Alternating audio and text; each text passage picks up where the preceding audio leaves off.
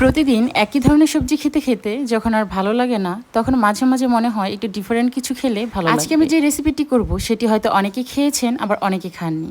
যারা যারা খেয়েছেন তারা অবশ্যই একটি কমেন্ট করবেন, আর যারা যারা খাননি তাদের জন্য আজকে আমার এই ভিডিও। সো হ্যালো এভরিওয়ান, কেমন আছেন সবাই? আশা করি সবাই ভালো আছেন, আমিও ভালো আছি। আমার নতুন ভিডিওতে আপনাদের সবাইকে স্বাগত। আজকে আমি যেটা রান্না করবো এটা হলো কচি কাঁঠালের তরকারি। আমাদের ভাষায় এটাকে বলা হয় কদু কাঁঠাল। আপনাদের ভাষায় কি বলে সেটা অবশ্যই কমেন্ট করে। ভিডিওটি আমার অনেকদিন আগেই নেওয়া হয়েছিল, যখন কাঁঠাল ছোট ছোট তখনই এটা ভিডিওটি করেছিলাম। আসলে আমার ভিডিওটি বানানো হয়নি সময়, তাই আজকে সময় পেলাম, তাই ভাবলাম আজকে ভিডিওটি আপনাদের সাথে। প্রথমে আমি কাঁঠালগুলোকে গরম পানিতে ভাপ দিয়ে ঝরিয়ে নিয়েছি।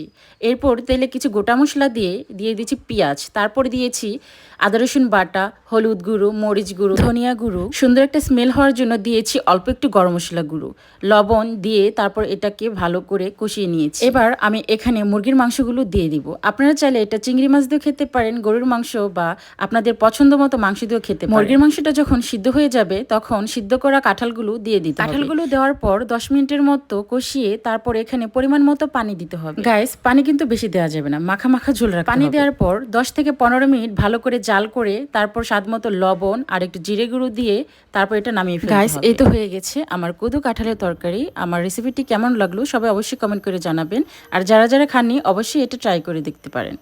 ধন্যবাদ সবাইকে।